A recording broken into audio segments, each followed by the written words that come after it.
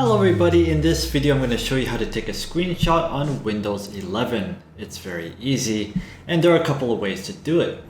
So right here I put this into Notion. The first way to do it is just to hit print screen on your keyboard and this will come up. You can also video record here, but you can do print screen and then you select an area that you want to paste.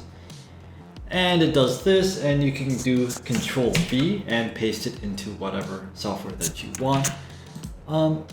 It's very easy. To do the active window, you just hit Alt, print screen, and then paste with Control V.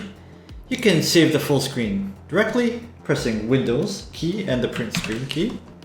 And it will save in the screenshots folder in pictures. You can select the area, which is a Windows key, Shift key, and S.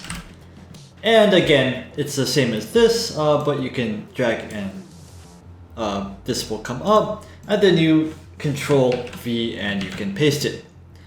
Also, the game bar screenshot, so you can press the Windows and G. This will come up, and you press the print screen button here, capture here, and it saved a screenshot into your pictures directory.